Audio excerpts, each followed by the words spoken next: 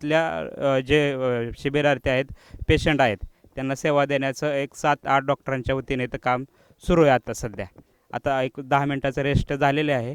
सगळे MD होमिओपॅथिस्ट, MD पंचगव्य चिकित्सक, MD आयुर्वेदाचार्य यांनी इथं उपस्थित देऊन मोफत सेवा देण्याचा उपक्रम इथं आम्ही चालू ठेवलेला आहे. हे ह्या प्रदर्शनाचं हे 3रं वर्ष आहे आणि चिकित्सा शिबिर आज 1 डे आहे. काल पशु प्रदर्शन शिबिर 1 डे होतं आणि हे प्रदर्शन 3 दिवसीय असतं. काल त्याचं उद्घाटन झालं. त्याचे उद्घाटक होते डॉक्टर माधवराव पोळ, कार्यक्रमाचे अध्यक्ष होते. पद्मश्री राहीबाई पोपेरे उद्घाटक होत्या. बंडातात्या कराडकर उद्घाटक होते. माऊली आडकूर दिदी म्हणून कोल्हापूरच्या, ज्यांना जन्मतः 2 हात नाहीत, त्यासुद्धा प्रमुख पाहुणे म्हणून इथं लाभलेल्या होत्या. महाराष्ट्र शासनाचा सेंद्रिय शेती पुरस्कार 2022 ज्यांना मिळाला, जे वासुदेवराव गायकवाड, ते काल प्रमुख पाहुणे म्हणून इथं लाभलेले होते. डॉक्टर सरोजिनी खोमणे, एम-डी आयुर्वेदाचार्य, बारामती क्षेत्रामध्ये आपल्याला लोकांना मोफत सेवा देणे आणि योग्य उपचार पद्धतीचे मार्गदर्शन करणे, त्या पण काल इथं प्रमुख पाहुणे म्हणून उपस्थित लाभलेल्या होत्या. आर्ट ऑफ लिव्हिंग, व्यसनमुक्त योग संघ, सुभाष पाळेकरांच्या तंत्रज्ञानाने शेती करणारे, बारामती नॅचरल ग्रुप आणि इस्कॉन आणि वारकरी संप्रदाय, अशा विविध संघटना इथं काम करत आहेत. प्रहारच्या माध्यमातून सुद्धा काल इथं जनजागृती आणि उपस्थिती मोठ्या प्रमाणात होती.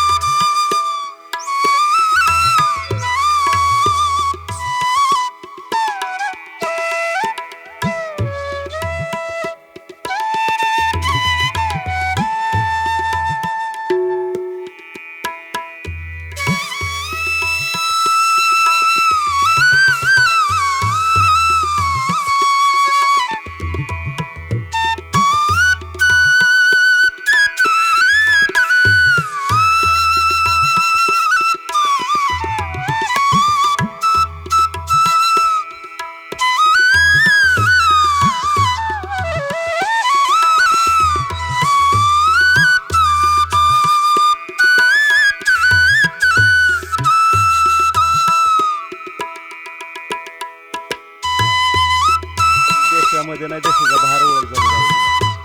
शेतकरी संघटनेत नाही झाली. शेतकरी संघटनेत आम्हाला बरेच शत्रूच झाले. कारण नाही, तेच सांगितलं तुम्हाला, कारण लोकांचं लगेच बघण्याचा द्वेष असा.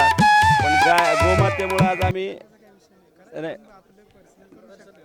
गोमातेमुळे आज आम्ही एवढं ह्याच्यामध्ये की लोकांच्या रोजच्या जीवनातल्या ज्या लागणाऱ्या वस्तू आहेत, साध्या साध्या वस्तू आहेत, त्या सगळ्या हे चालले. कारण आता सुविधा काय झाल्यात की असं नॅचरली मसाज करायचं म्हणलं ना तर 1000-1500 जातात. इलेक्ट्रॉनिकमध्ये आले ते हाडापासून, मणक्याच्या हाडापासून ते पायाच्या लेगपर्यंत हे करते, मसाज करते. आणि ही आपली कास्थाळी, ही कास्थाळी आपली पालखीत भरपूर चाललेली.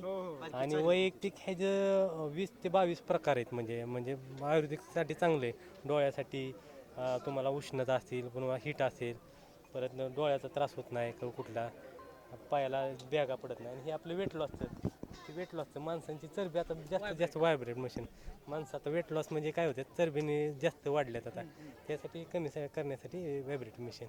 बसा घ्या मशीनवरती 2 मिनटं. आज स्वदेशी प्रदर्शन गोखळी या ठिकाणी आपल्या फलटण तालुक्याचे तहसीलदार डॉक्टर अभिजितजी पाटील आज या ठिकाणी भेट देण्यासाठी आणि काही खरेदी करण्यासाठी उपस्थित आहेत.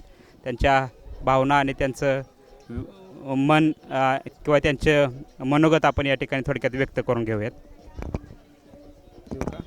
राष्ट्रबंधू पंचगव्य स्वदेशी वस्तू विक्री केंद्र यांच्यातर्फे आयोजित स्वदेशी वस्तू विक्री केंद्राला आज गोखळी या ठिकाणी भेट देण्याचा योग आला.